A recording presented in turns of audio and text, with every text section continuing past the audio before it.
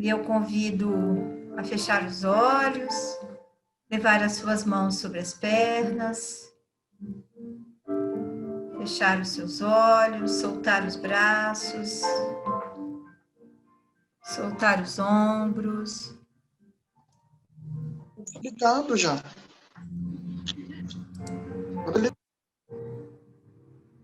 Inspira e expira.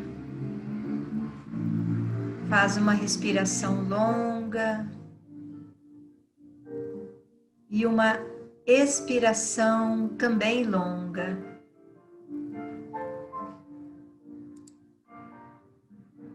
Inala, longo e suave. E solta o ar também longo e suave.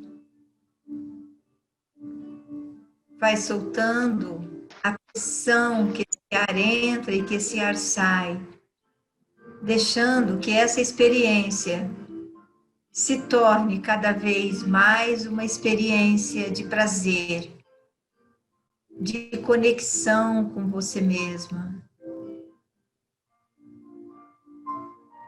E ao invés de você movimentar o peito, movimenta o baixo ventre.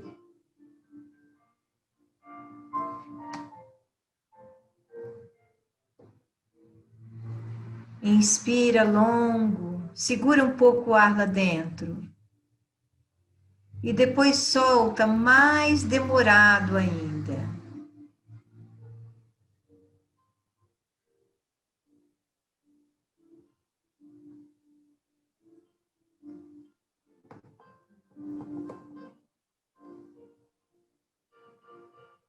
E cada vez que o ar entra, ele circula por todo o seu corpo, revitalizando, ampliando a energia de vida.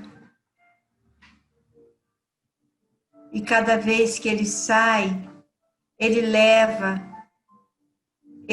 para fora tudo o que representa a antivida, as tensões, as preocupações, os medos. Deixa ir, porque afinal, você é um ser livre, livre para escolher, livre para decidir. O que você quer para você. Deixa que a saída do ar leve embora, dissolva, derreta todas as preocupações, todas as tensões.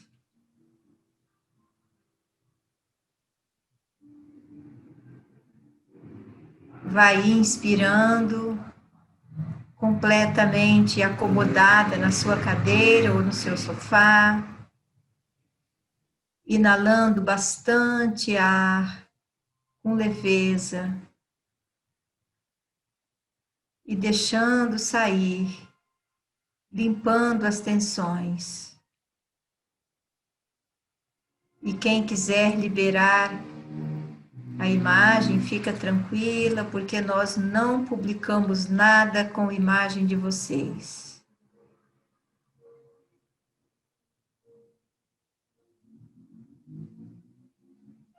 Vai ampliando a experiência de se tornar consciente da respiração.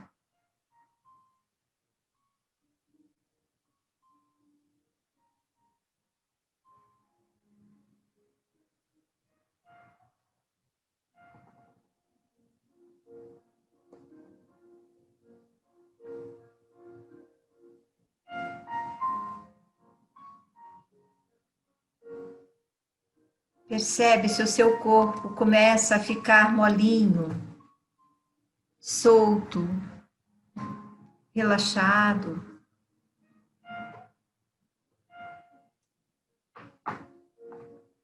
Percebe se o seu corpo começa a ficar tão flexível, tão molenguinho, como o corpinho de um bebê.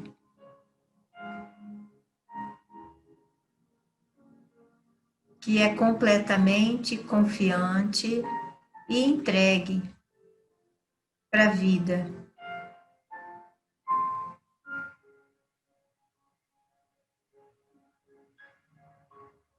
Se você ainda não conseguiu experimentar o relaxamento, a maciez do bebê, encontra aonde está a tensão do seu corpo.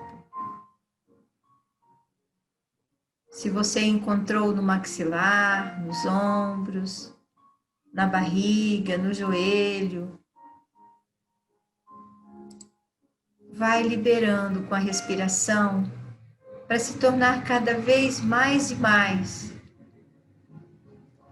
tão flexível, tão entregue como um bebê de 2 meses, igual o bebezinho da nossa querida amiga Rosana, um bebê que confia na vida. O bebê não duvida, ele simplesmente se entrega. E agora observa a respiração de um bebê. Ela é lá no baixo ventre, só a barriguinha dele que se movimenta para respirar.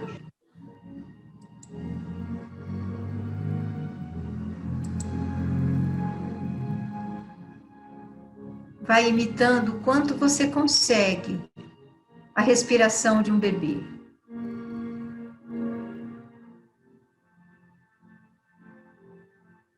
Imagina que agora você está dormindo exatamente como um bebê.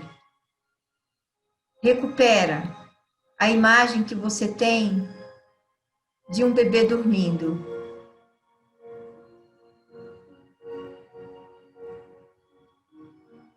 Entregue e confiante.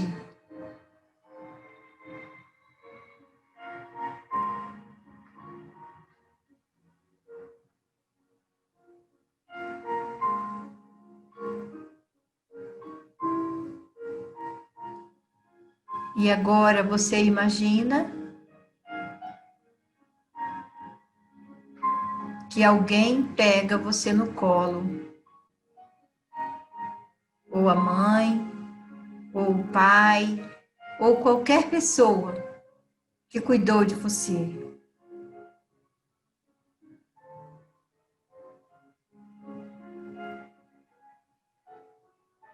E agora você experimenta imaginar que você se acomoda nesse colo macio que te pega.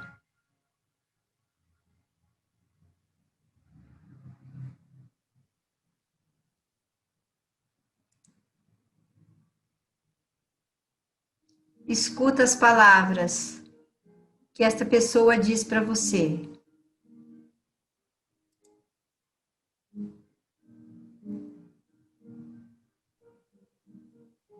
Imagina que esta pessoa está dizendo para você: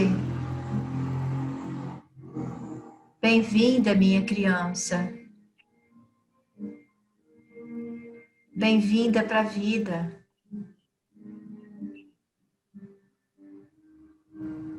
Você é amada e querida, do jeito que você é. Bem-vindo, meu bebê.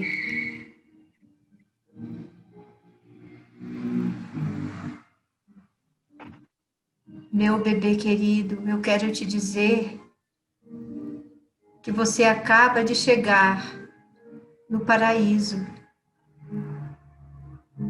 porque aqui é um lugar bom para se viver. Aqui tem luz, tem sombra, tem flores, tem cores. Aqui, meu bebê querido, é o Jardim do Éden.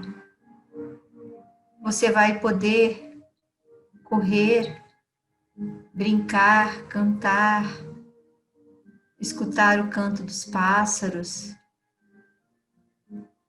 Você vai poder brincar com os seus amiguinhos. Bem-vindo, meu bebê querido. Bem-vindo para a vida. Você é um ser de luz. Você é um filho querido. A mamãe e o papai estão a serviço da vida. E nesse momento estamos a serviço de você, minha querida criança. Bem-vinda para a vida. Aqui, meu pequeno, minha pequena, você vai encontrar desafios, sim, muitos, mas cada um deles hão de servir para você perceber a sua força, para você perceber a sua capacidade, para você perceber que você não é apenas humano, que você traz a herança divina. Querida criança, bem-vinda, bem-vinda para esta família, bem-vinda para esse planeta.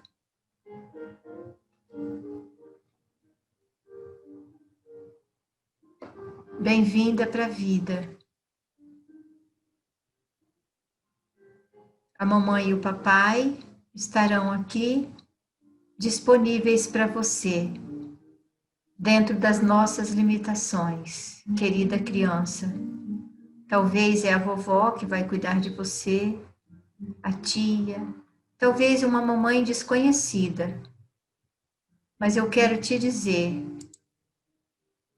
que você é amado e querida para sempre. Amada e querida para sempre. Se a mamãe e o papai não conseguirem te amar do jeito que você precisa, certamente que você dará conta de superar as suas frustrações, porque você está além dos limites da humanidade. Você é um ser de luz que vem para essa experiência humana. Bem-vinda, querida e amada criança.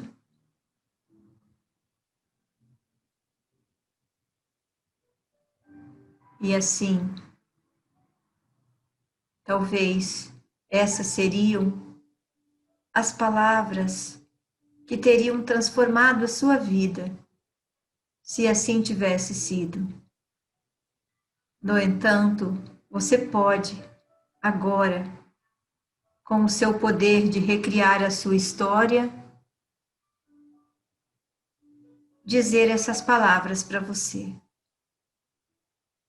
Porque mamãe e papai já estão no passado. Agora é você com você. Agora é você que acolhe a sua criança, que dá a ela tudo o que ela precisa. Porque certamente que ela não ficou no passado. Porque certamente que esta criança que não foi saciada lá atrás, do amor que ela precisava, do cuidado, do carinho, da doçura, essa criança carente do futuro com você.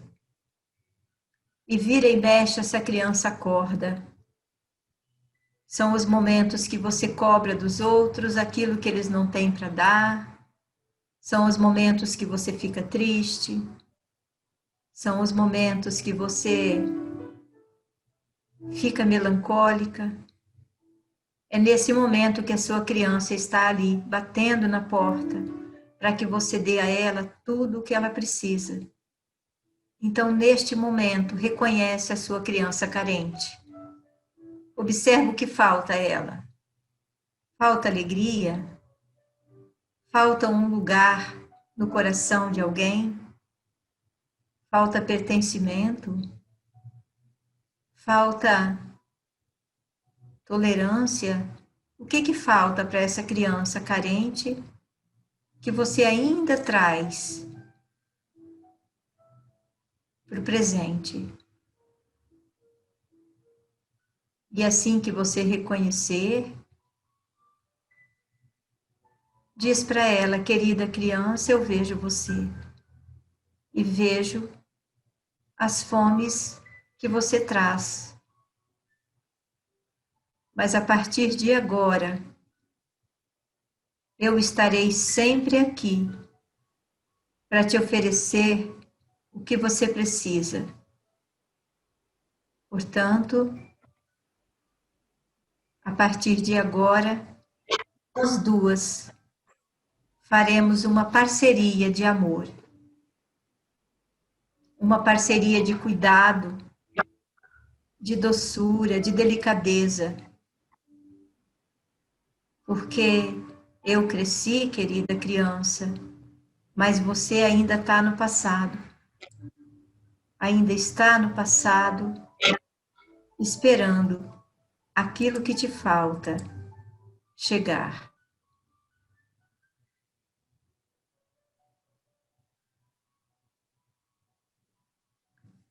E inspirando e expirando, vem trazendo a sua presença para o aqui e para o agora, abrindo seus olhos.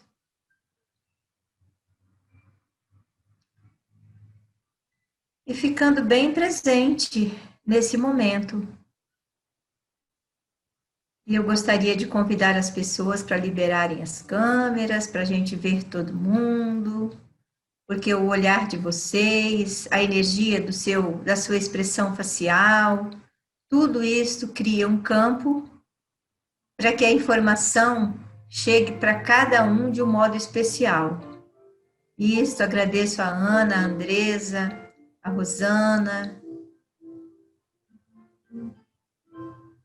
Isso é a Ana Maria, a Sônia, a Cris, a Gisele, a Carla, a Bernadette, a Lu, a Tetê, a Eliane também. E as outras que eu não falei, a Luísa, quiserem liberar a câmera, vai ficar ainda mais poderoso esse encontro. Então, queridos, é assim. Deixa eu desligar o som. Pronto. Então, eu imagino o quanto a nossa história de nascimento está presente na nossa vida. Não apenas a nossa história de nascimento, mas também a nossa história de gestação e a nossa história de primeira infância. Porque nesses 3 períodos, tudo o que aconteceu teve intensidade, ficou marcado na nossa vida. Não foram só as coisas ruins que ficaram marcadas, mas também as coisas boas ficaram marcadas na nossa história. Então, um bebê, por exemplo, que quando está na barriga, ele está conectado com toda a experiência emocional e sensorial da mãe.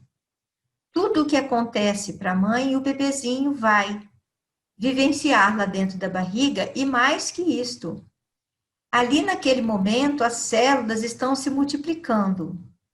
Então, às vezes a gente fala assim, nossa, essa dor, esse sofrimento, ele é visceral. Por que é visceral?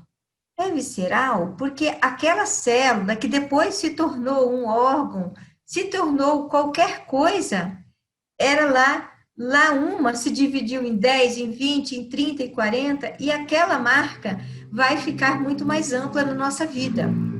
Então, quando um trauma, um acontecimento ocorre durante a gestação, ele toma conta da vida da pessoa de uma forma muito mais genérica, de uma forma muito mais ampla. Às vezes, uma pessoa experimenta uma sensação de melancolia, de angústia, de tristeza, mas a pessoa volta no tempo e ela não acha nenhum episódio que justifica aquilo. Se ela faz uma investigação sobre a experiência da mãe na gestação, provavelmente aquela pessoa vai encontrar ali um episódio de sofrimento da mãe, e não apenas de sofrimento, mas de tristeza, de angústia, de não saber o que fazer. Então, tudo o que acontece na gestação tem um efeito muito mais amplo na pessoa e cria crenças muito sérias e muito determinantes sobre as decisões que a pessoa toma, sobre a vida. Então, só para contar uma experiência de um cliente meu, que ele falou: Lourdes, eu não vou para o centro para fazer os trabalhos com você, porque eu tenho síndrome do pânico. Eu não consigo andar de ônibus, eu não consigo nem andar de carro. Por isso que eu estou vindo aqui hoje, porque você está no bairro que eu moro, eu venho a pé. E eu, em poucos minutos, eu fiz umas 2 perguntas para ele. Aliás, a primeira pergunta que eu fiz para ele, ele foi direto ao ponto. Eu disse para ele: o que aconteceu na sua gestação? E ele disse: na minha gestação, a casa que os meus pais moravam pegou fogo. Então, você imagina o desespero da mãe e aquele bebê totalmente sintonizado com a experiência da mãe ficou também em desespero tanto quanto ela. Porque o que me vem é que aquele bebê adoraria sair fora daquela barriga para não ficar vulnerável àquele episódio, porque provavelmente a mãe ficou desesperada sem saber o que fazer. Então, aquela experiência daquele bebê, ela não ficou lá na gestação e nem ficou na infância, ela veio para a vida adulta daquele jovem. Então, é assim que um trauma, que uma pessoa tem uma síndrome, principalmente do pânico, porque toda pessoa que tem síndrome do pânico tem pavor de ficar em lugares fechados.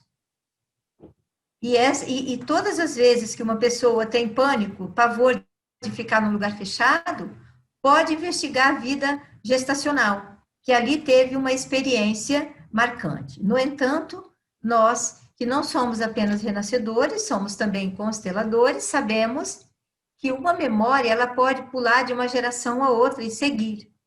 Então, talvez a experiência daquele jovem poderia ter sido com a mãe quando a mãe estava sendo gestada na barriga da avó dele. Ou poderia ter sido uma memória da avó. Então, de qualquer modo, é uma experiência gestacional.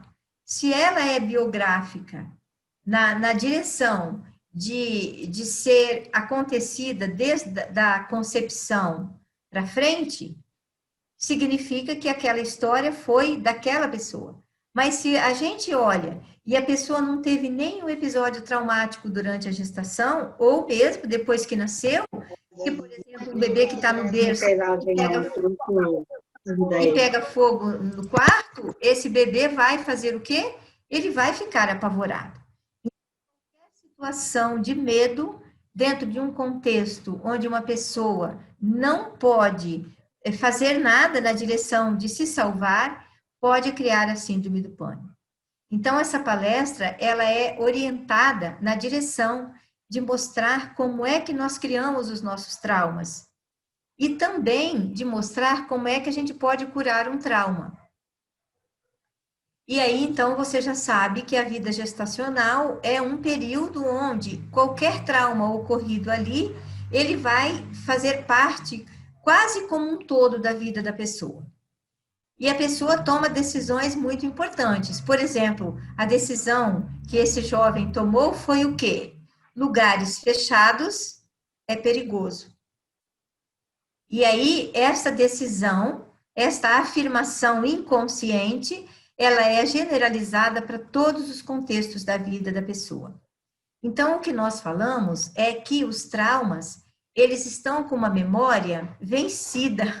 A gente diz assim, é uma memória que ela está com um prazo de validade já vencido. Então, o que que a gente faz quando vai curar um trauma? A gente vai atualizar as nossas memórias. Porque naquele momento, esse bebê fez sentido para ele ter aquele medo, fez sentido para aquela mãe ficar apavorada.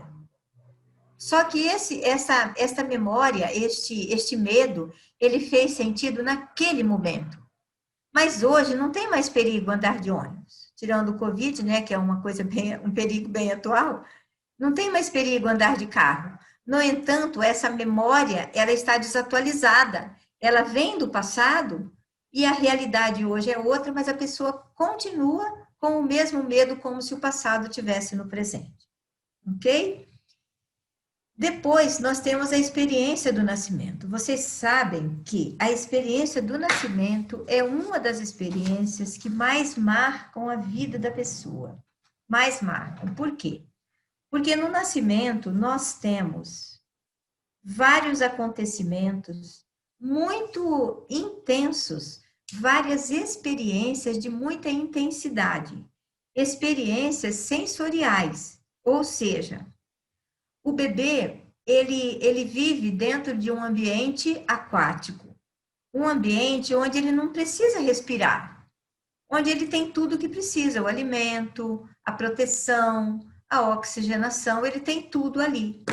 Mas em algum momento, esse bebê, ele é impulsionado para fora. Quando ele é impulsionado para fora, ele já começa a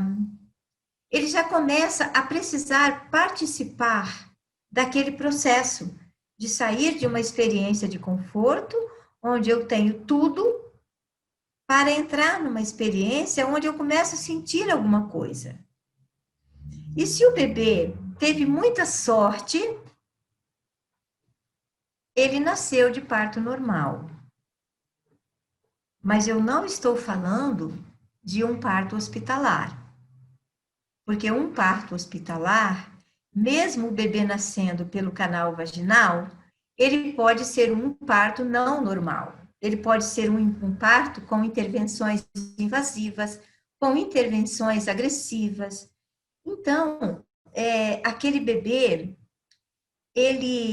se ele nasceu em vias naturais, dentro de um contexto onde foi respeitada toda a fisiologia da mãe, a fisiologia do bebê e as necessidades da mãe e do bebê, então aquele bebê teve a sorte de nascer de um parto natural, de um parto normal, sem intervenção mecanicista, tá? Então, eu quero dizer para vocês que dentro desse contexto de um parto natural, sem intervenções mecanicistas, o bebê tem a primeira grande experiência de capacidade. Por quê? Porque o bebê, ele não nasceram o bebê, não tiraram o bebê. Ele participou do processo, ele e a mamãe. Quando o bebê participa do processo, a primeira decisão que ele toma sobre ele é: eu sou capaz, eu dou conta, né?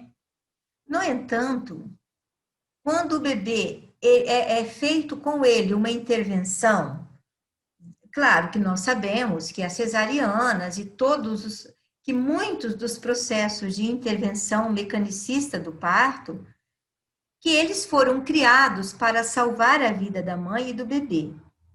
No entanto, a obstetrícia, ela se apoderou desse episódio da mãe. E ela fez intervenções desnecessárias, tá? Então, essas intervenções desnecessárias criou muitos traumas que nós nem nunca imaginávamos que poderia acontecer, tá?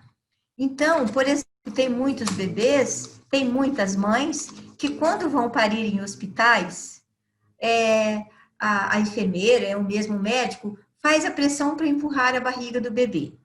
Claro que ali tem uma manobra para o bebê virar, que é válida, é maravilhoso se o médico sabe como virar o bebê. No entanto, tem muitas manobras de violência com esse movimento de empurrar o bebê. Nós sabemos que um trabalho de parto, ele não tem um tempo definido. Que um trabalho de parto, ele pode durar muitas horas. muitas horas. E que o bebê, muitas vezes, o bebê tem medo de vir. E por isso que ele fica empacado dentro de um movimento onde talvez ele não faça a parte dele. Mas não é só o bebê que pode ter medo, é também a mãe que pode ter medo de parir. Porque tudo que a gente vê na televisão, nos filmes, nas novelas, tudo que contam para a gente atualmente, o que eles contam sobre um parto normal?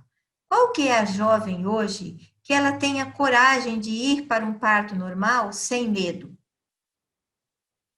É muito raro ter uma jovem dessa. Por quê? Porque ela está movida por imagens e por declarações, por contos, por histórias de dor e de sofrimento. Quando nós sabemos que uma experiência de nascimento e uma experiência de parir não precisa ser de sofrimento, ela pode ser de dor, mas não necessariamente de sofrimento. Porque num trabalho de parto, o que nós chamamos de dor, na verdade, são experiências profundamente intensas na vida de uma mulher. São experiências de transformação. Mas nós estamos fugindo de sensações. Por exemplo, hoje nós estamos na pandemia e quem acompanha os noticiários sabem que a quantidade de pessoas que passou a precisar de suporte da psiquiatria foi maior do que nos outros tempos. Por quê? Porque quando as pessoas ficam sozinhas, elas precisam fazer contato com quem? Com elas. Elas precisam fazer contato com experiências que talvez elas nunca fizeram. No entanto, nós não estamos acostumados a sentir. Nós estamos acostumados a fazer o que com as nossas sensações? Camuflar. Então, a pessoa tem uma dor de cabeça, ela pode tomar um remédio, não tem problema, mas ela precisaria antes fazer uma meditação. Quando isto começou? Em que contexto essa dor começou? O que aconteceu a partir daquele momento eu comecei a sentir dor de cabeça? Mas quem é que faz isso? Nós não fomos treinados para isso. Aliás, nós não fomos treinados para sentir a vida. E eu quero dizer para vocês, gente, que a emoção, a sensação é o tempero da vida. Se a gente quiser viver uma vida sem emoção, a gente faz o quê? A gente sai do corpo e vai para a cabeça. Aí a gente não sente a vida, a gente pensa. E quando nós pensamos a vida fica mecânica. A vida a gente faz o que tem que fazer, a gente levanta, faz tudo um atrás do outro, enche nosso dia de tarefas, quase todo mundo super sobrecarregado, e depois a gente vai dormir. E quem tem a felicidade de desmaiar e dormir um bom sono, está feliz. Mas, às vezes, a cabeça da pessoa não para de pensar. Porque se você pensa muito, você não sente. Logo, eu não estou acostumado a sentir, melhor é pensar muito. Então, o bebê, ele precisaria participar desse processo do sentir.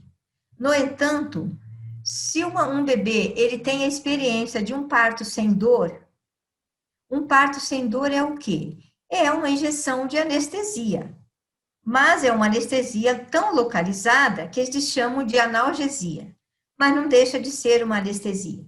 Então, o que acontece com um parto de analgesia? Aquele bebê, ele cresce e ele não suporta nem ver um corte no dedo, porque ele fica apavorado, porque foi tirado dele a oportunidade de ter as primeiras experiências do sentir, tá? Mas quando o bebê nasce de parto natural, dentro daquele coquetel de hormônios que um parto natural precisa para acontecer, o bebê está acostumado a sentir. Porque é assim, o útero empurra o bebê, mas ele sabe fazer o movimento de nascer. Então, não sei se vocês sabem, quando a cabecinha do bebê coroa, ele precisa fazer um giro na cabecinha para ele passar da forma mais própria, mais propícia para aquele canal, porque aquele canal ele tem uma posição da cabeça do bebê que facilita a passagem. E quem que ensinou para o bebê isto? Ele sabe, o bebê sabe. E quando a ele é dada essa oportunidade de nascer de um parto natural, ele nasce com a sensação de que ele é capaz, de que ele pode, de que ele dá conta, tá? Então, isto é a marca de um parto natural sem intervenção. Mas um parto, por exemplo, com aquele sorinho famoso que ajuda o parto a acelerar. Então, o que é o sorinho famoso? O sorinho nada mais é do que uma química que empurra o bebê para o nascimento. No entanto, ele não faz a dilatação adequada. Então, quando um bebê nasce a partir do soro, tá? Que é aquele inofensivo, entre aspas, sorinho, o bebê é empurrado para um canal vaginal que ainda não está dilatado suficientemente. E aí o bebê tem a sensação de pressão na cabeça, a sensação de que ele está sendo empurrado para um local onde ele não pode passar. E aí, quais são as decisões que você toma se você é empurrado para passar por um local que você não dá conta? Você já começa ali a não acreditar muito nas pessoas. Porque, afinal de contas, te empurraram. Quem te empurrou? Foi o útero que te empurrou. Mas, provocado por quem e por quê? Percebe? Então, como que vai acontecendo a crença de uma pessoa sobre as pessoas, a crença dela sobre capacidade, a crença dela sobre possibilidade, a crença dela em confiar nas pessoas, sobre confiança, tudo a partir de uma inofensiva ação durante o parto. Isto é uma decisão, uma crença, uma criada por um parto com o famoso e inofensivo sorinho, ok?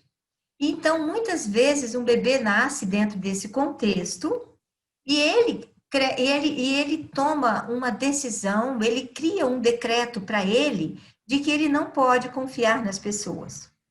Se ele não pode confiar nas pessoas e ele quer sobreviver, ele logo vai se tornar independente. Vocês já viram aquela criança que sai rápido das fraldas, que aprende a comer sozinho, que não deixa a mamãe trocar, que quer logo aprender a tomar banho? Esse é um bebê que é uma decisão que ele pode tomar a partir da intervenção do sorinho. Porém, eu quero dizer que um bebê que sobreviveu a uma tentativa de aborto, ele também pode crescer com uma decisão de eu não quero incomodar você, querida mamãe. Já que você não me quer, eu não vou te incomodar. Então, é aquele bebê que nasce e se torna rapidamente independente. Mas eu quero dizer que não quer dizer que isto não deixou uma dor, um sofrimento e uma marca profunda naquele bebê. Muitas vezes, e a maioria das vezes, aquela criança cresce com uma raiva muito grande da mãe, uma raiva que não se explica, uma indignação, uma falta de vínculo com a mãe. E se esse bebê não tem o pai por perto para se vincular emocionalmente a ele, ele vai crescer com essa necessidade de vínculo completamente distorcida. Ou ele se apega demais a alguém, ou ele não se apega de uma forma saudável às pessoas. Ou ele não consegue criar vínculo com as pessoas. Por quê? Porque foi um bebê que experimentou já a violência, tá? Aí, um bebê, agora vamos pensar numa gestação onde a anterior a mamãe produziu um aborto na gestação anterior, um aborto provocado. Então, o que pode ocorrer no bebê que vem depois? Principalmente se for rápido, se for uma gestação bem próxima. O bebê pode crescer com a sensação de pânico, de pavor de lugares fechados, ou de medo de assalto, de medo de ser de ladrão, de medos inexplicáveis. Por quê? Porque ele chegou dentro de um útero onde tinha uma marca, uma memória de violência. Ele chegou dentro de um contexto onde tinha uma memória de violência. Então, ali, ele decidiu, ele decretou que é muito perigoso estar nesse mundo. Então, eu atendi um cliente e ele veio renascer comigo, porque ele tinha um medo noturno.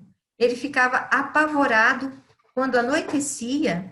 Ele trancava todas as janelas, as 7 chaves, mandou botar grade na casa todinha. Quando dava mais ou menos 2 horas da manhã, ele acordava, revisava a casa inteira. Ele tinha um revólver em casa, porque era um pavor, um pânico tão grande de estar nesse mundo. E ele voltava para a cama, só que ele não conseguia dormir mais. Tá? E aí, quando ele veio, fez a primeira sessão de renascimento comigo. Na primeira sessão, eu não fiz o renascimento com ele, eu fiz uma vivência de constelação. E eu entendi que quando ele colocou os irmãos, eu pedi para ele organizar a família dele com os bonequinhos. E ele colocou todos os irmãos, acho que eram 9 ou 10. Colocou todos da direita para a esquerda, do mais velho para o mais novo. Só que quando ele colocou o representante para ele, teve um espaço maior entre ele e o irmãozinho mais velho. E eu perguntei para ele, quem é que está faltando aqui? Ele falou, não, ninguém, antes de mim é o fulano, é ele aqui. Eu falei, e antes de você, teve alguma situação, algum aborto? Aí ele parou e pensou, ele falou, é verdade. Porque entre ele e o irmão, era uma diferença um pouquinho maior de idade do que os outros irmãos. E aí ele falou, é verdade, teve um aborto. E aí eu perguntei, foi um aborto espontâneo ou um aborto provocado? Ele falou, foi provocado. Ok. Aí ele compreendeu com a cabeça e também com a sensação de onde vinha o medo dele. Na próxima sessão, nós fizemos uma sessão de respiração. Este homem molhou a camiseta. A camiseta dele, se eu espremesse, eu acho que saía pelo menos um copo de suor. Ele estava literalmente molhado. Todos os medos dele foram liberados naquela sessão. Ele ficou tão apaixonado, porque a partir desse dia, ele nunca mais acordou à noite com um medo que ele não sabia de onde. Ele mandou a família toda renascer, mandou a esposa, mandou a sobrinha, mandou a irmã, toda a família dele veio renascer, porque ele ficou simplesmente encantado. Então, a gente pensa que essas coisas não deixam marca. E muitas das experiências, das síndromes, dos pânicos, do medo e do pavor, vêm da vida intrauterina. Mas eu gosto bastante de contar das experiências, das transformações que aconteceram com as experiências de renascimento. Mas eu quero falar agora sobre o nascimento de cesariana. Então, no nascimento de cesariana, lembra que uma pessoa, a partir de uma experiência de nascimento, ela sempre pode tomar decisões bem opostas. Então, o que acontece numa experiência de nascimento por cesariana? O bebê não tem a chance de participar do processo. E, além do mais, ele também passou a experimentar a inconsciência nas sensações. Então, muitas vezes, é uma pessoa que cresce, se torna adulto e não sabe a hora dela. Às vezes chega muito atrasado, às vezes chega muito adiantado, às vezes a pessoa tem uma desorientação temporal. Por quê? Porque aquela cesárea, por exemplo, marcada, O bebê não sabia de nada, ele estava ali no gostoso, não teve nenhuma sensação do útero avisando para ele que as coisas iriam mudar. Então ele nasceu no susto. E muitas vezes ele fica tão indignado por ele não ter participado do processo que ele pode desenvolver dois padrões opostos. Ou ele fica eternamente dependente dos pais, ou de sempre alguém para dizer: ó, fulano, agora, hoje é o último dia para você pagar aquilo, ou para você fazer a inscrição no vestibular. Então, aquela pessoa, ela fica desorientada com relação ao tempo, e aí, o que acontece com ela? Ela espera para o último minuto do segundo tempo, tá? E se ela tiver muita sorte, ela consegue, senão ela perde. Mas ela também pode tomar uma decisão oposta, já que ninguém me deixou, não me deixaram agir, decidir, agora eu não deixo ninguém decidir por mim. Então, é aquele filho, é aquele jovem que se sente invadido. Sabe aquele jovem que você vai lá no quarto e você mexe no travesseiro, ele fica irritado, ele tem a sensação de que você está invadindo o espaço dele? Pode ser uma decisão tomada a partir de uma experiência de nascimento por cesariana. Claro que tem exceções, tá? Sempre tudo tem exceções, mas via de regra são duas decisões opostas. Ou eu deixo sempre o outro decidir por mim, ou eu nunca deixo a pessoa decidir por mim. Então, vocês veem muitas crianças que são assim, crianças decididas que querem participar ativamente das escolhas. Então, às vezes, tem mães que falam assim: nossa, minha filha tem 3 anos, ela não deixa eu escolher a roupa que ela vai usar. Pode perguntar, esse bebê nasceu de cesariana, né? Então, é isto. Então, o tipo de parto tem muito a ver com o modo como a pessoa vive. Por exemplo, um parto muito demorado ou um parto muito rápido pode fazer com que a pessoa tenha também desorientação em relação a tempo. Por exemplo, pode ser que a pessoa sempre necessite chegar antecipadamente nos compromissos. Ou ela pode decidir, ou ela pode sempre chegar atrasada. Vocês já viram que tem pessoas que sempre chegam atrasadas? Então, isso pode ter a ver com um parto muito demorado ou um parto. Tá? Rosana Aragão entrando. Então, esses são os tipos de parto que vão gerar decisões e crenças numa pessoa quando a partir da experiência do nascimento. Então, eu quero dizer para vocês uma outra coisa. Por exemplo, um bebê que é de parto gemelar, o segundo bebê a nascer, ele pode decidir na vida a sempre ocupar o segundo lugar. Por quê? Porque ele traz uma marca de nascimento. Então, agora eu quero contar para vocês a minha experiência. A Rosa está aqui, ela sabe que eu sou gemelar, né? E eu sou gemelar de uma gestação que ninguém sabia que teria o segundo bebê. E eu fui o segundo bebê que nasceu. Ou seja, eu cheguei dentro de uma experiência de eu não sei como é que essas pessoas vão me ver. Eu não sei como elas vão me receber. Então, imagina que eu sou de uma família dos dois lados, 100% origem italiana. E vocês sabem que até pouco tempo atrás, as mulheres, dentro desta tradição italiana, elas não tinham nem cidadania lá na Itália, né? Não tem muitos anos, muitas décadas que as mulheres tiveram a cidadania que eu quero dizer, a cidadania, a identidade de cidadã, né? Então, eu vim a segunda menina do parto gemelar. E aí, o que aconteceu? O meu pai, certamente, que um bom italiano que ele tinha 2 filhas, as 2 mais velhas, depois o terceiro um filho, e a última gestação, certamente que ele esperava um. Mas aí veio a minha irmã, a primeira bebê, e veio uma menina. certamente que o meu pai esperou um menino e vim eu, uma menina. Então, qual é a postura que uma pessoa que é esperada como mulher e vem um homem, ou que é esperada como homem e vem uma mulher, qual é a postura dela diante da vida, diante das pessoas? É assim: eu quero agradar você, querido papai. Já que eu vim uma menina e eu frustrei você, eu decepcionei você, eu vou sempre te agradar. Então, sabe aquela pessoa que tem o padrão do agrade sempre? Eu tive esse padrão do agrade sempre. Então, o agrade sempre tem o padrão de agradar sempre quem? Os outros, principalmente os homens, porque eu queria ainda continuar agradando o meu papai.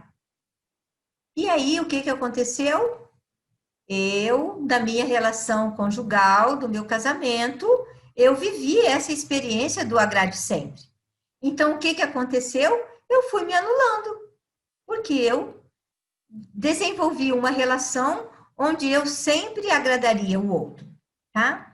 Mas ali teve uma outra postura diante da vida. Vocês lembram que eu falei que o segundo bebê de um parto gemelar, ele pode tomar uma decisão de ser o segundo lugar.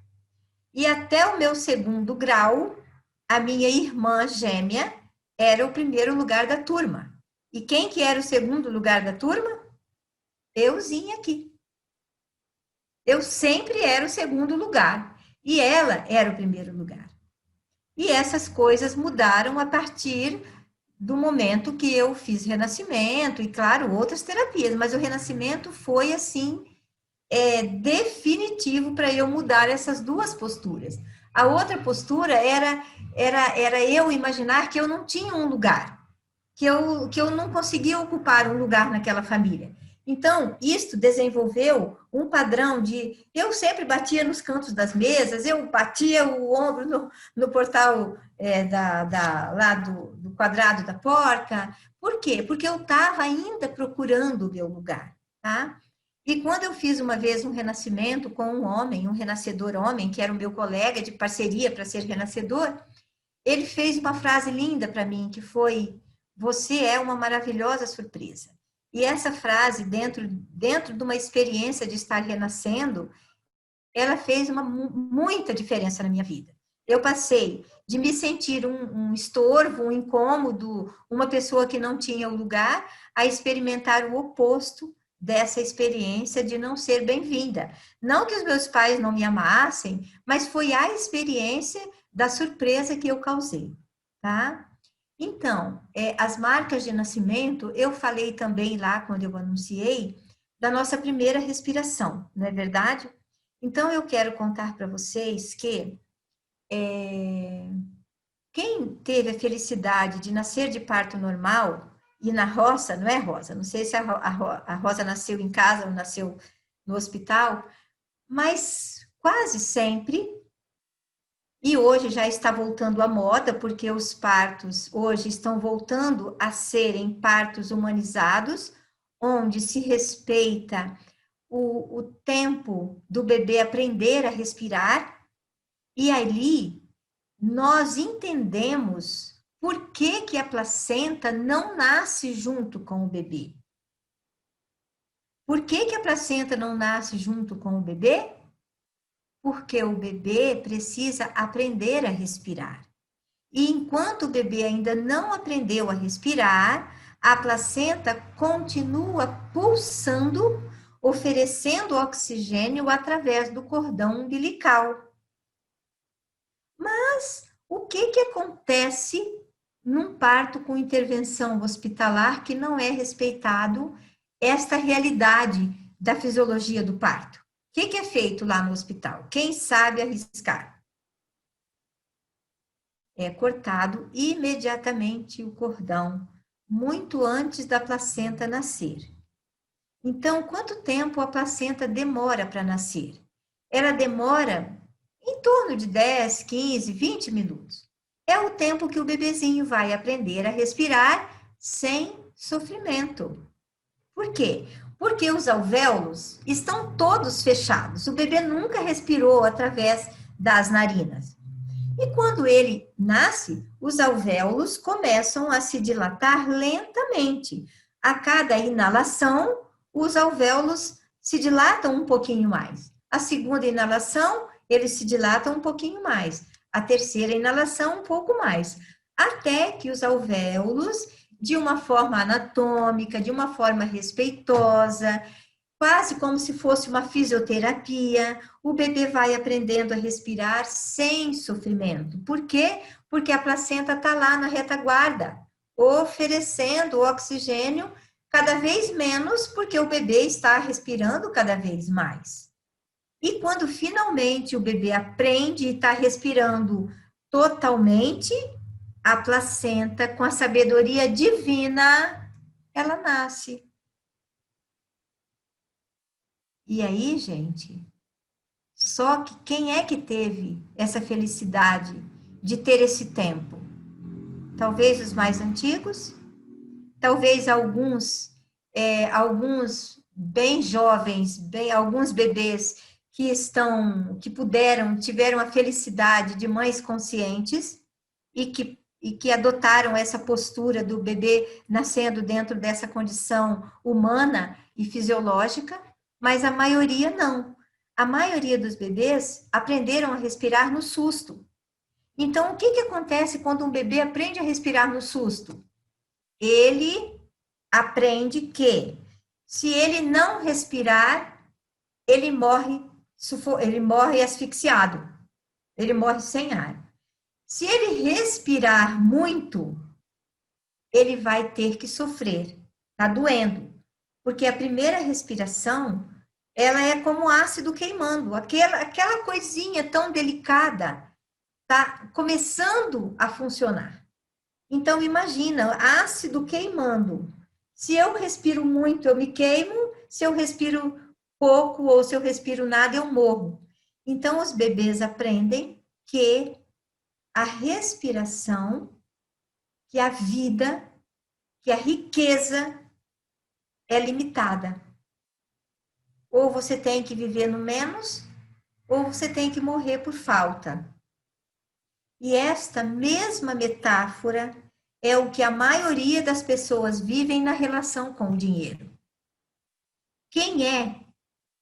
A grande maioria vive dentro de uma condição financeira de escassez, de limitação. Quase todos vivem essa experiência a partir da sensação da primeira respiração. Então, para as pessoas jovens, eu adoro fazer essa palestra para os jovens, porque quanto mais pessoas souberem dessas coisas, tanto menos pessoas se subordina às intervenções não humanizadas do nascimento. Porque a primeira grande desumanização é fazer com que aquela mulher não escolha a posição de parir. A segunda é não deixar que ela expresse o som que ela queira exprimir. A terceira é não respeitar o tempo que aquele bebê e aquela mãe precisam para que o processo de nascimento amadureça e ocorra de uma forma natural. Então, a terceira coisa é o corte do cordão umbilical. A quinta, sexta, sétima coisa é a temperatura da sala de parto, porque o bebê lá dentro, ele fica dentro de uma experiência de temperatura entre 36 e 37 graus. Quando ele vem numa sala cirúrgica, que a sala de parto de cesariana é uma sala cirúrgica, e como que é a temperatura ali? Com ar condicionado. Muitas vezes um ar muito frio. Então, os resfriados dos bebês, na maioria das vezes, tem a ver com essa primeira experiência de resfriamento, de congelamento, tá? A outra grande invasão anatomizada é a luminosidade. Por quê? A luminosidade, imagina que numa cesárea o médico precisa de quê? De muita luz. E o bebê vem dentro daquele rojão de luz. e ele está acostumado com a meia luz ou nada de luz dentro da barriga. E todos esses detalhes fazem com que o bebê decida que aqui fora não é um lugar gostoso para viver, que é um lugar onde ele não é respeitado, nem na temperatura, nem na respiração, nem no nascimento, no parto natural, nem no tempo que ele precisa. Então, vocês já perceberam ali quantas crenças nós podemos instalar na experiência do nascimento, não é? Porque na experiência do nascimento, tudo que acontece ali é uma experiência de intensidade, ok? Aí depois o bebê nasce e ele vai conviver com aquela família dentro de todas as crenças, os medos e as limitações daquele sistema familiar, que juntou um pouco da mamãe, um pouco do papai, e ali criou decisões e crenças específicas daquele sistema.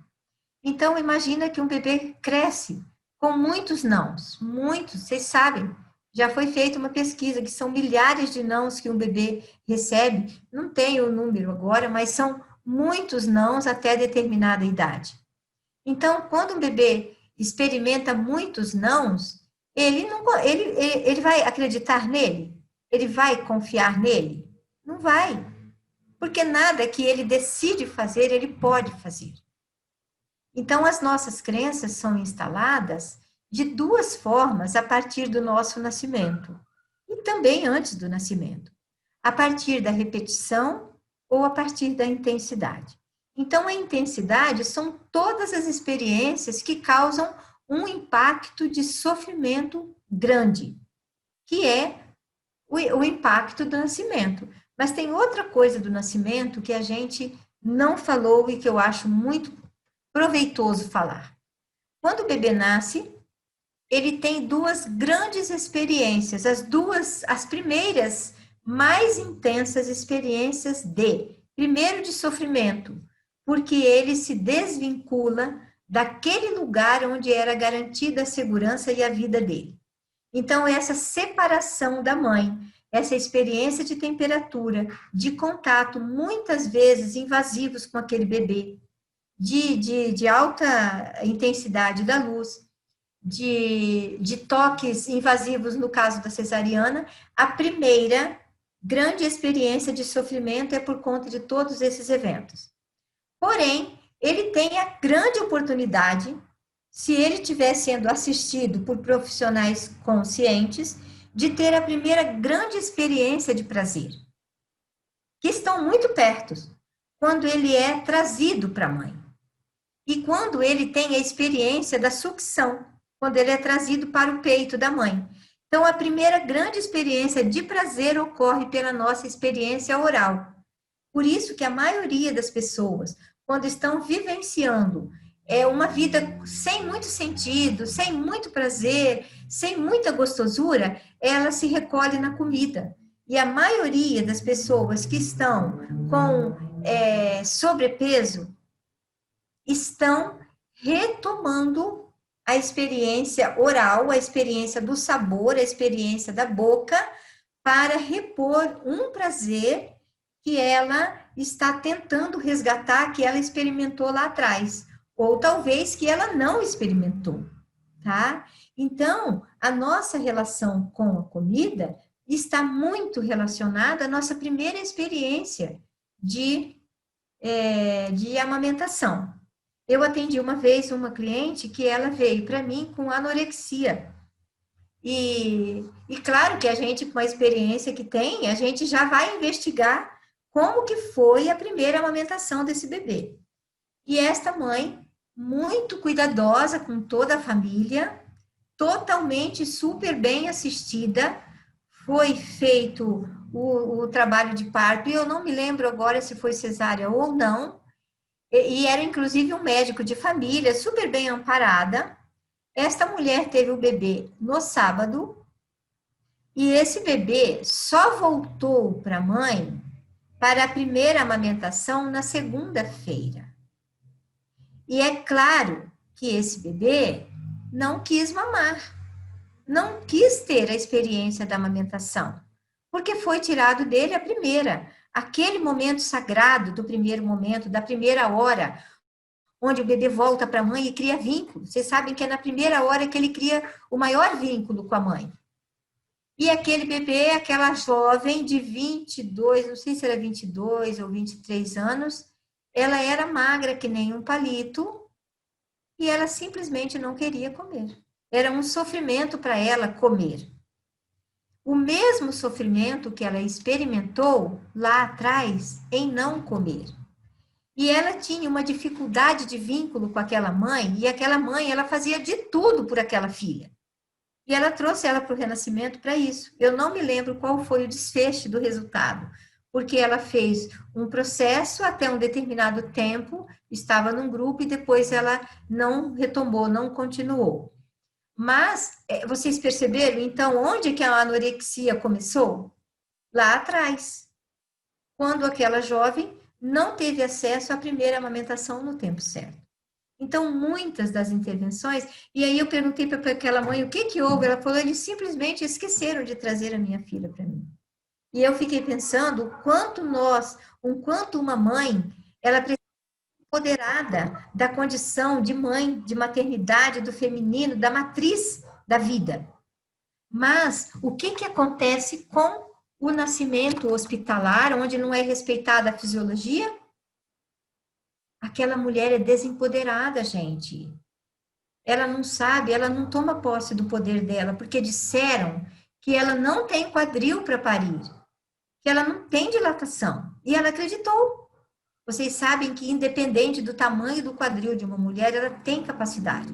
Mas é lógico que uma mulher vai parir hoje com todos esses medos que ela traz sobre o nascimento. Eu falo hoje, se uma mulher quer parir, ela precisa fazer um processo terapêutico. Para quê? Para mudar essa cabeça dela, para fazer ela se voltar para aquilo que é novamente a realidade da natureza dela. E isso sempre tem um bom efeito, sempre. Eu atendi uma vez uma jovem mãe, que me procurou para fazer yoga. Não, ele me procurou para conversar, porque o pai estava muito difícil de se conectar com o bebê e tudo mais. E eu falei, então, traga o pai para a nossa primeira sessão.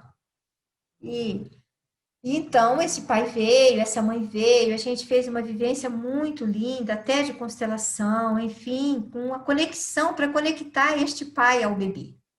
E depois eu convidei ela para fazer yoga, ela veio, e em cada aula de yoga eu trabalhava essa conexão, porque ela era uma mulher bem-sucedida do mundo corporativo.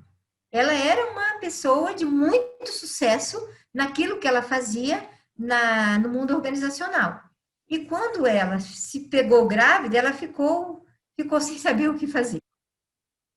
E então foi lindo, porque depois esta mulher foi ter um bebê no hospital, e o obstetra dela estava com viagem marcada, e ele não mudou a viagem por conta da data, e esse bebê se resolveu vir exatamente no período que ele estava viajando. Mas ela teve a sorte de encontrar uma obstetra, gente, que a gente não quer acreditar que tem, mas graças a Deus que existe. Essa obstetra, se ela tivesse feito o curso com a Ana Olivia e na Vera, ela não saberia tanto. Essa mulher, esta minha cliente, pôde usar a banheira, pôde usar a bola, só não pôde me levar como doula para dentro da sala de parto, porque eu não tinha credencial no hospital, e ninguém contou para ela que precisava. Então, é assim que acontece. As decisões que a gente toma na hora do nascimento, a gente leva para a nossa vida. E se hoje uma pessoa ainda vai parir, gente, tem que estudar muito e tem que se curar desse medo que foi implementado na vida das pessoas. Mas eu tenho aqui a boa notícia. A boa notícia é que tem o renascimento. E o renascimento, ele pode curar esses traumas. Como foi, eu também tive um trauma muito sério de fila. Eu tinha pavor, e eu só me dei conta que era um trauma de fila, porque eu fiquei na fila de espera para a minha hora de nascer. Eu só me dei conta quando eu fiz a minha primeira sessão de renascimento, o quanto eu ficava apavorada quando eu estava num sinaleiro que tinha 5 carros na minha frente. A primeira coisa que eu procurava era saber se tinha uma rua para eu sair para a lateral, porque eu poderia fazer uma curva de o dobro de viagem, mas eu não ficaria naquela fila, nem em fila de supermercado, nem em fila de banco e nada. E na minha primeira sessão de renascimento, eu tomei consciência do meu pavor que eu tinha de fila. E eu curei meu trauma de fila na minha primeira sessão, tá? Então, o que é uma sessão de respiração ou uma sessão de renascimento? É uma sessão onde a gente trabalha 3 aspectos. A primeira é a nossa conexão com a nossa história pessoal de renascimento, onde a gente vai fazer investigação, você faz investigação, você responde um questionário, e a partir desse questionário você vai se dando conta de vários padrões que você tem hoje e que foi instalado lá.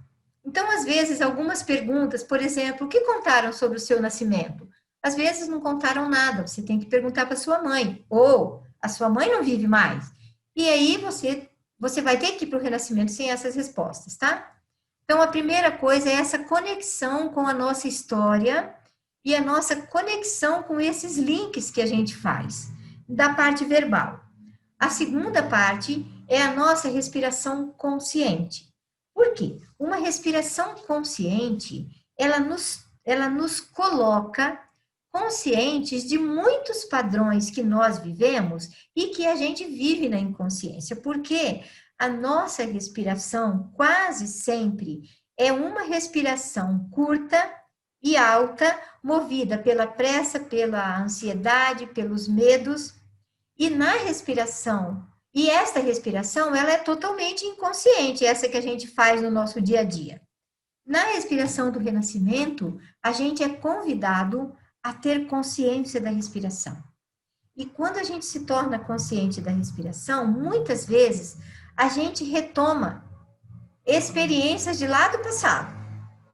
Às vezes a gente até acha, às vezes a gente chora, às vezes a gente tem a sensação de estar de novo lá naquele momento, tá? E o renascedor vai ajudando você a transitar por esta experiência sem grande sofrimento.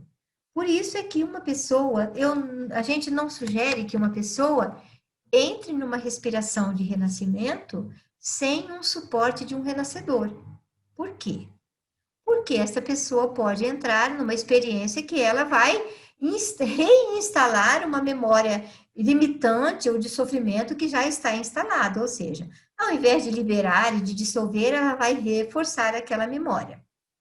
A terceira etapa de uma sessão é a etapa do acolhimento, da reparentalização, onde, quando a sessão é presencial, a gente dá o colo para a pessoa.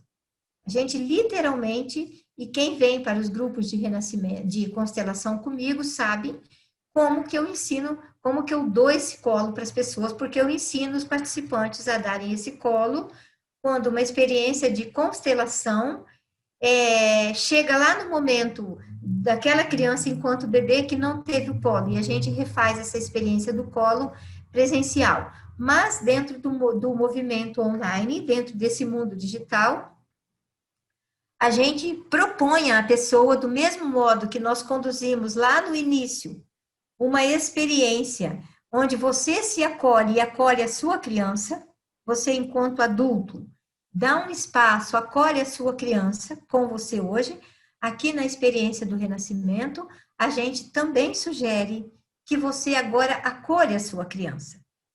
E que você se dê o colo, se dê o acalanto, a gente coloca uma canção de ninar, e a gente, enquanto constelador, vai dando as boas-vindas, exatamente como nós fizemos lá atrás, lá na nossa experiência de meditação do início, tá? Então, via de regra, uma pessoa, quando passa por um processo de renascimento, então, um processo de renascimento, ele ocorre em, no mínimo, 6 sessões. A gente sugere, assim, que ninguém precisa fazer o renascimento para ver se funciona, porque a gente já sabe que funciona. Então, a gente sugere sempre entre 6 e 10 sessões, tá? Para quê? Para que você faça uma limpeza dessas memórias mais gritantes, de maior intensidade que você tem trazido para a sua vida. E quais são as memórias que você vai curar primeiro? Aquelas que precisam ser curadas primeiro, certo? Então, nós não sabemos o que você vai curar antes ou depois. A gente só sabe que numa experiência de renascimento, você vai curar memórias limitantes da sua vida. E muitas vezes, você dissolve uma crença que tem limitado a sua vida consistentemente, tá? Então, era esse o meu recado. Eu não sei como você está, mas agora a gente abre para 3 pessoas fazerem perguntas ou tirarem dúvidas. Tá? Então, você fica livre para fazer perguntas, tirar dúvida, libera o seu microfone se você quer falar. E eu estou agora... Fala Oi, sua... eu tenho uma pergunta. Uhum. Quando o bebê, desde o primeiro ultrassom lá, ele é gestado sentado, ele encaixa e de jeito nenhum ele vai virar, o médico fala que ele foi concebido daquele jeito e ele acoplou ali e ali ele ficou. Como que fica essa criança depois? Porque ela já foi para uma cesárea, né? Uhum. Nasceu, foi tirada pelo bumbum, assim, não foi aquela manobra da cabeça.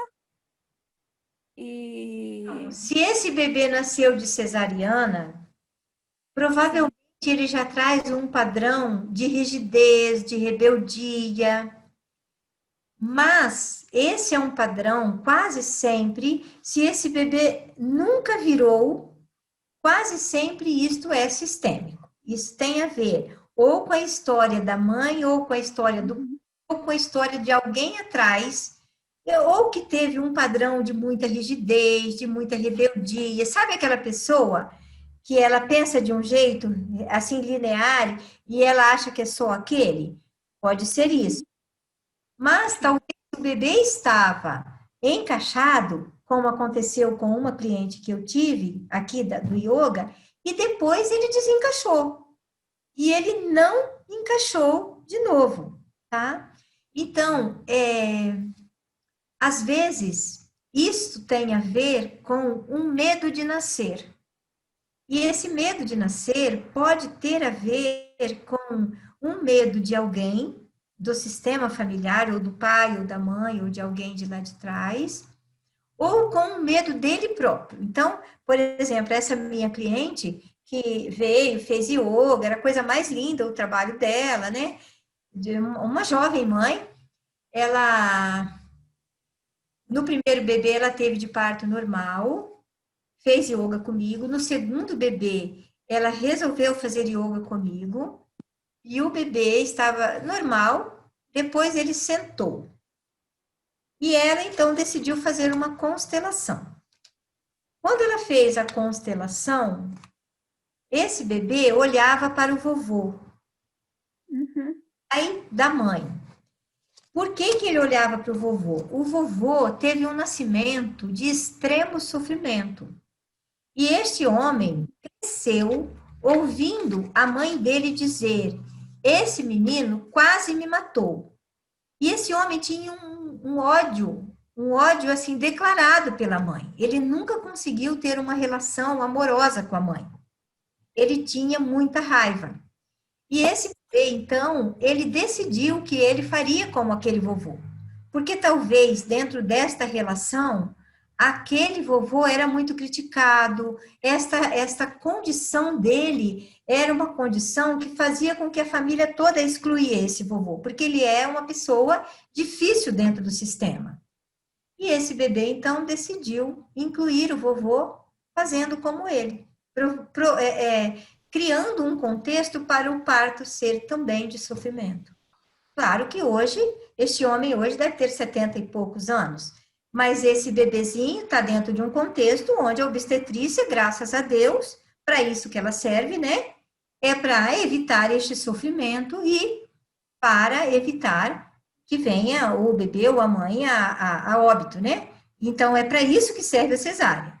E esta mãe, com toda a tristeza dela, e nesta constelação, quando ela observou que ele olhava para o vovô, a gente conduziu para que ela realmente concordasse com a decisão do bebê, porque ela não podia mudar a decisão do bebê. E que se ele decidisse permanecer assim, que ela concordaria em fazer a cesárea. E foi o que ela fez. Certo? Uhum. Inclusive depois da constelação, a gente até colocou as agulhas de acupuntura nos pontos que fazem o bebê virar, mas ele não virou. Não virou. Estava totalmente... E eu já fiz em outras gestantes e o bebê virou, e o dela não virou mesmo. Então, o melhor que essa mãe pôde fazer foi aceitar a possibilidade de necessitar de uma cesárea, e ela concordou. E o bebê hoje é a coisa mais fofa do mundo, deve estar com uns 3 anos, né, já. Então, queridas, mais dúvidas? Ah, Liz, fala, Liz.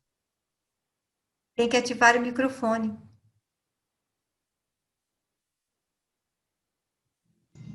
Oi, tá me escutando? Sim. A questão sobre o aleitamento materno. Uma mãe que, vamos supor, até consegue amamentar no primeiro momento, mas depois, por o leite seca ou por algum outro tipo de problema, é cortado esse vínculo com a criança. Como que pode ser interpretado isso? Esse vínculo com o bebê, a depender de como ele é administrado, pode ser suave. Mas eu atendi uma cliente que quando a mãe quis desmamar, essa criança, esse bebê, acho que tinha uns 2 anos, foi para a casa da avó, ficou lá 2 meses. Então, vocês imaginam o sofrimento desse bebê. Ele não só ficou ausente do peito, mas ele ficou ausente de tudo aquilo que representava a segurança dele, o amparo da mãe, o colo, a presença, porque até os 6 meses de idade, o bebê não sabe que ele não é a mãe. Ele pensa que ele é a mãe, ele tem um vínculo simbiótico com a mãe. Então, esta pessoa tinha muita dificuldade com relação à mãe e com relação à comida. A relação dela com a comida era totalmente desajustada, desorganizada, desorientada, tá? Mas muitas vezes o bebê não quer mais mamar porque ele cria uma resistência. Por exemplo, uma mãe extremamente estressada que não consegue tirar os 3 meses iniciais para ficar com o bebê, porque ela é dona do próprio negócio, porque ela não consegue se desvincular da empresa. Então, ela continua no movimento do estresse por conta que ela não conseguiu. Aí, nesse caso, esta mãe não consegue estar presente energeticamente para o bebê. Como ela não está energeticamente presente, acontece que não precisa dela desmamar. O bebê rejeita. É como se ele dissesse, já que você não está comigo, eu também não quero você. E aí, pode ter certeza que o vínculo com esta mãe é um vínculo difícil, cheio de questões, assim, bastante significativas depois no decorrer da vida de adulto.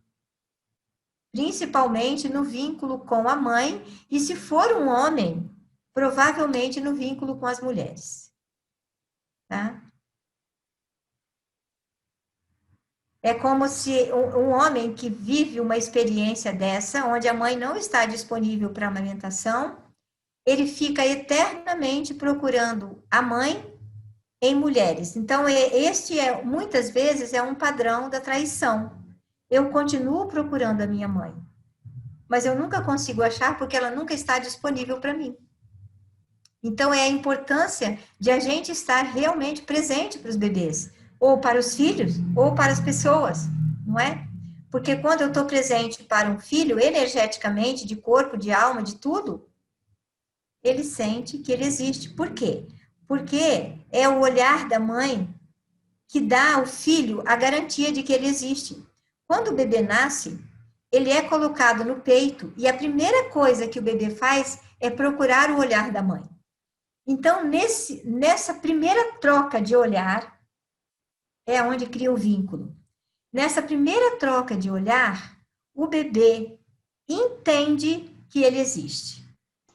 Quando ele consegue se conectar com o olhar da mãe, que sempre é na amamentação, na primeira mamada, ele nasce com os olhinhos bem arregalados, porque ele está tomado de adrenalina que precisou para o nascimento, e aí ele procura o olhar da mãe.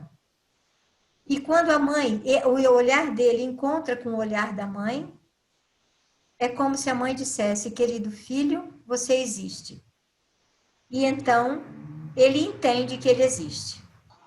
Mas, por exemplo, um bebê que nasce de cesariana, ele nasce com o olhar arregalado? Não. Por quê? Porque ele está movido, dopado pela anestesia.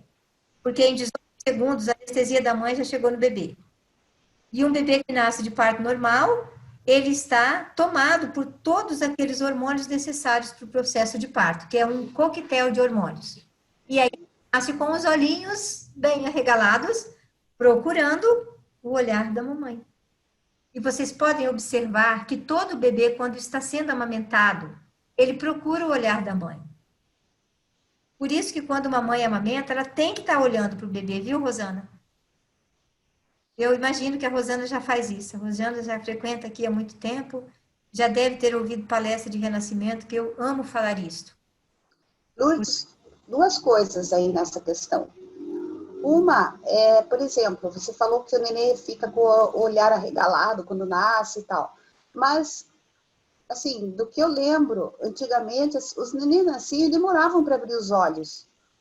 Demorava um tempo até eles abrirem os olhos. Hoje em dia, não, parece que os bebês já nascem mesmo com os olhos abertos. Esse é um ponto. E o outro é que eu ouvi dizer que muito dos autistas, né, é que não teve esse vínculo desse olhar da mãe, realmente, quando nasce. Que o autismo vem muito disso, dessa falta de contato desse olhar da mãe. Isto. E se a gente bem olha hoje o número de autistas que existe e o número de cesarianas que existe, faz todo sentido, não é? Faz todo sentido. Não estou aqui dizendo que autismo é por causa disso, mas se a gente linka uma informação com a realidade, faz sentido.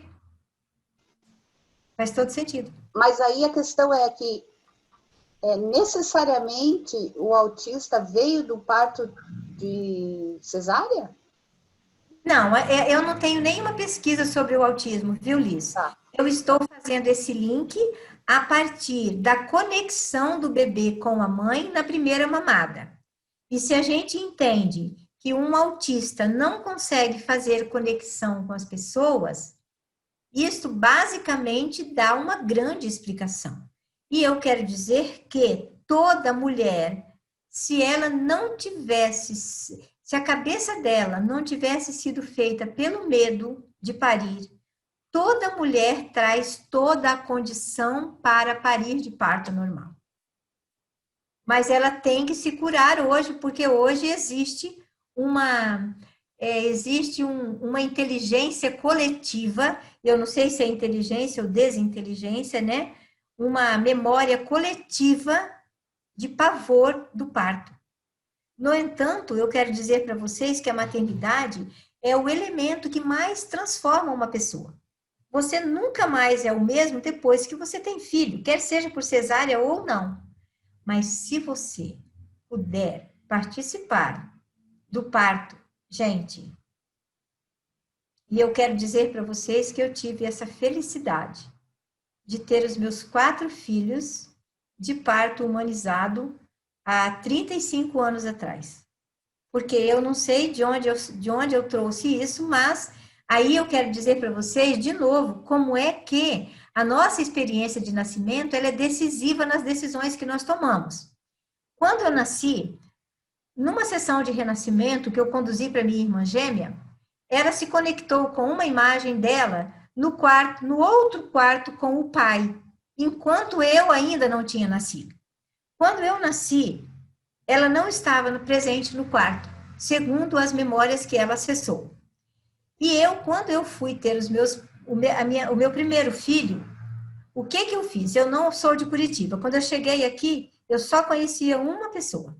E por sorte, porque eu já falei, outro dia eu falei numa live, que nós somos 99% protegidos por Deus e 1% pelos nossos pais, né?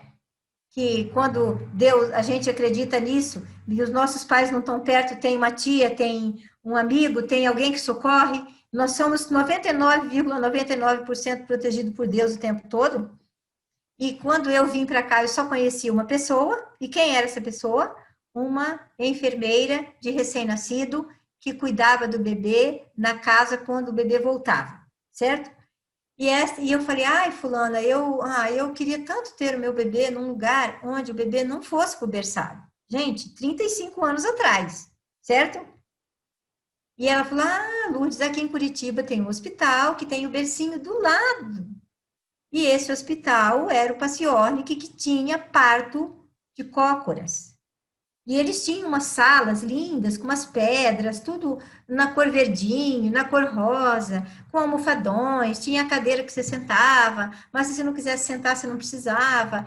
E então, eu fui guiada para fazer parto humanizado há 35 anos atrás, dentro de um hospital, certo? Então, o cordão não foi logo cortado, o bebê aprendeu a respirar antes de cortar o cordão, tá? Então, eu fui conduzida por isso aí. Mas por que eu falei aquilo para minha amiga que eu queria ir para um hospital onde o bebê ficasse comigo? Porque eu trazia a dor minha por ter nascido sem a presença da minha irmã, que era a única que eu conhecia, porque eu fui gestada com ela, e a dor dela em relação a ter saído da presença da mãe e a minha presença. Então, como que eu descobri isso? Eu descobri isso quando eu conduzi a sessão de renascimento com essa minha irmã. Que aí a gente trocou muitas figurinhas, porque a nossa experiência era uma experiência que tinha muito em comum, né? Então, a forma que eu experienciei a separação minha e da minha irmã foi isso que me conduziu a querer que o bebê não saísse de perto de mim. Entenderam? Como eu disse, que a nossa experiência de nascimento é decisiva em muitas escolhas que nós fazemos na vida. E eu falo para os meus filhos, olha, vocês têm que agradecer a tia Veroca, porque foi porque ela saiu de perto que eu senti tanto sofrimento que eu não deixei vocês viverem o sofrimento da separação.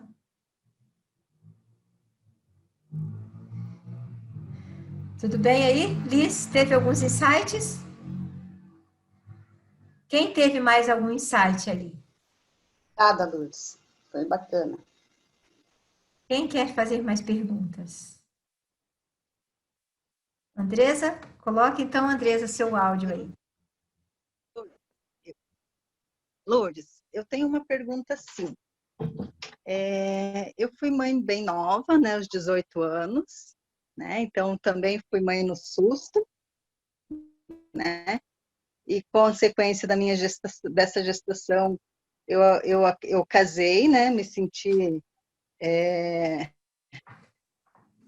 há 20 anos atrás, o meu pai só falava assim, vocês têm liberdade para fazer o que quiser, mas também são responsáveis por assumir as consequências.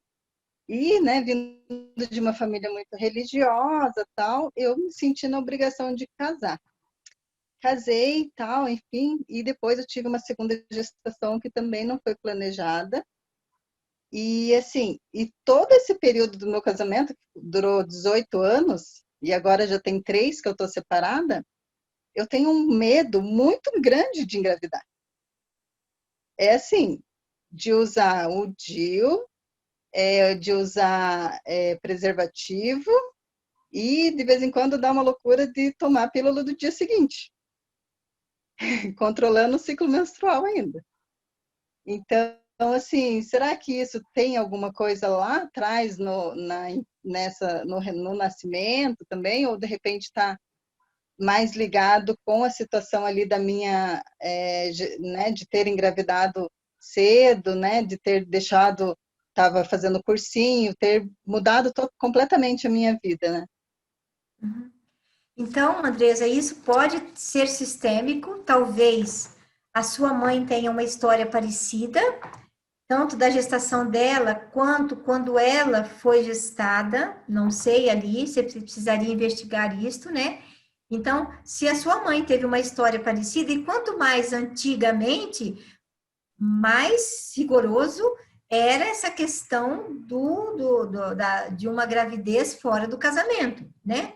Então, se a sua mãe ou a sua avó, ou qualquer uma das mulheres engravidou dentro do mesmo contexto, provavelmente esse medo de engravidar, ele vem de longe, né? E aí você vai e repete a história. Mas também pode ser que a sua experiência de ter ficado grávida dentro de uma família que, logicamente, não aprovava isto, não é?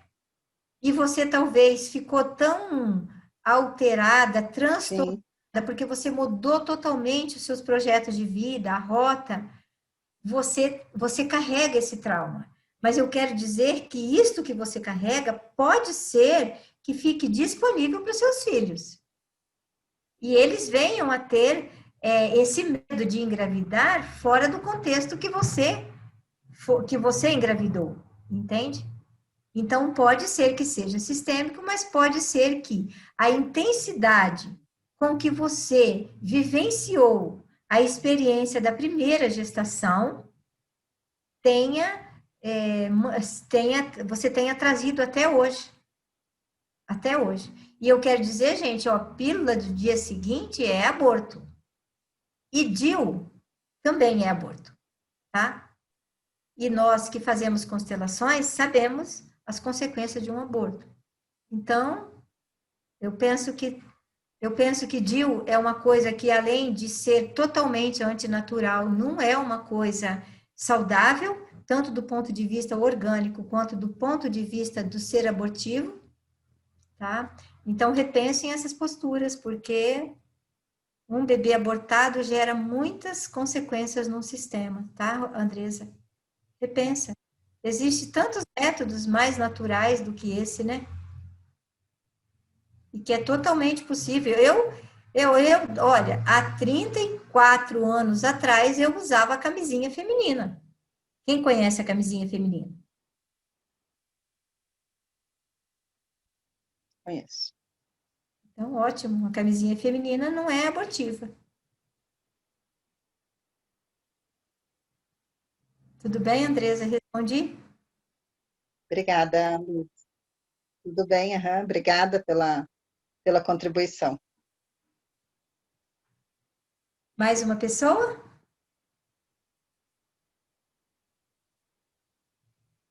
Vocês sabem que eu adoro falar, né? Por mim, eu fico aqui até amanhã falando para vocês.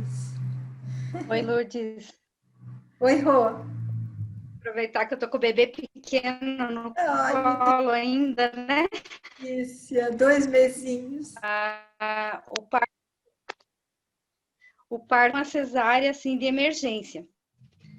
Nós vínhamos eu estava com contração, com dilatação, a bolsa estourou e acabou que ele fez cocô no líquido amniótico e a gente teve que fazer uma cesárea super rápida. Quais as consequências disso para ele? Então, Rosana, aí é aquele negócio que eu falei, graças a Deus que tem a cesárea.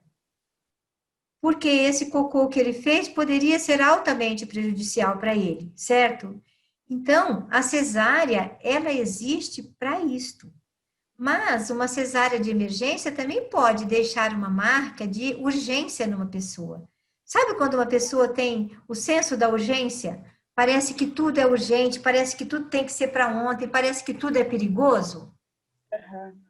Talvez ele desenvolva um padrão semelhante, parecido, ou alguma coisa nesse sentido, entendeu? Mas eu sou contra a cesariana, eu sou a favor, quando é realmente necessário. É o que eu falo, eu tiro meu chapéu para a medicina. No nosso caso, salvou a vida dele, né? Claro, e e talvez a minha também, né? A sua não se sabe, né? Salvou a vida dele. O que que nós queremos? Nós queremos que a vida nós queremos que a vida seja protegida, né? Então, fez o certo, fez o que era necessário. Tem consequências? Tem, mas ele veio dentro de um contexto de urgência. Então, esta urgência é algo que pode criar, sim, decisões, crenças dele sobre ele. Entendi. Entendeu? Mas tá tudo bem. E graças a Deus temos um renascimento aí, né? Graças a Deus que a gente tem o renascimento, né? Para a gente poder... O Leonard de Or, ele foi o pai do renascimento, né? E ele renasceu, a filhinha dele, recém-nascida. Coisa mais linda, dentro da banheira. Nossa. Ele renasceu a bebezinha. Muito lindo. Faleceu ano passado. Ele. Lourdes, e quando a criança nasce e a placenta fica inteira em volta da criança? Não tem problema. A placenta... Gente, olha, o cordão nem precisa ser cortado. Vocês sabiam disso? Não. O cordão nem precisa ser cortado. Eu tenho duas primas que nasceram que elas ficaram totalmente dentro da placenta, assim. Dava para ver. Não, dentro do líquido, né? Da bolsa. Da bolsa. A placenta é uma coisa pequena, né? Da bolsa amniótica ali. Uhum. É como se eles ainda não tivessem acordado, né? Nasceram de parto natural, Liz? Sim. É como se eles dissessem, nossa, mas já deu minha hora? Entendi. Talvez eles tenham alguma relação um pouco diferenciada com o tempo, né? Então é isso, queridos. Eu faço renascimento já há 20 anos, tá? E eu tive muitos excelentes resultados. Até às vezes a pessoa não dá feedback. E esses dias uma pessoa falou: ai, fulano, Lourdes, não sei quem foi. Você estava presente, Rosa, no grupo? E a pessoa falou que fez o renascimento, que foi maravilhoso. Não me lembro qual grupo que foi. E realmente é maravilhoso. É um divisor de águas na vida da gente. Maravilhoso. Eu estou querendo começar um grupo na sexta-noite e no sábado de manhã, ou na sexta-noite e no domingo de manhã, depende do final de semana, 6 encontros, tá?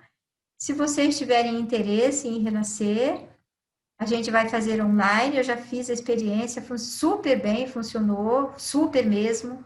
As pessoas tiveram insights, tiveram mudanças bem bonitas, então eu vou propor isto. E se alguém tiver interesse em fazer o renascimento, me chame lá no WhatsApp. Quem está no grupo que recebe os links e quiser receber o convite na caixa pessoal, me chama no pessoal, que daí eu coloco na lista de transmissão e vocês ficam sabendo de todas as notícias. Tá bom, queridas? Então, penso que até aqui ficou bem hoje, né? Quem que escreveram ali? Muito legal essa palestra. Quem que está escrevendo? Alice. Então, é isso. Desejo um domingo bem bonito para vocês, bem gostoso, uma boa noite de sono. E desejo que todas vocês, um dia, tenham a experiência do renascimento. Porque tem muitos traumas que vocês não sabem que têm. Vocês só vão perceber depois que renascerem, depois que curarem esse trauma, que foi o trauma das filas que eu tinha, que foi o trauma do medo da distância do bebê depois que nasceu. Hein? A Yasmin falou sem querer que não viu que eu tinha ligado o áudio. Ah, tá bom. Então, tá bom, queridas. Ótima noite para vocês. Eu vou publicar essa live, mas não se preocupe que a gente vai ofuscar a imagem de todas vocês, tá bom? Beijo, então. Tchau, boa noite. Beijo, Obrigada. obrigada, Lourdes. Até a próxima, hein? Obrigada, Lourdes. Foi muito bom. Tudo de bom. Gratidão, gratidão, gratidão. Tchau. Gratidão, queridas. Foi muito bom ter vocês aqui hoje.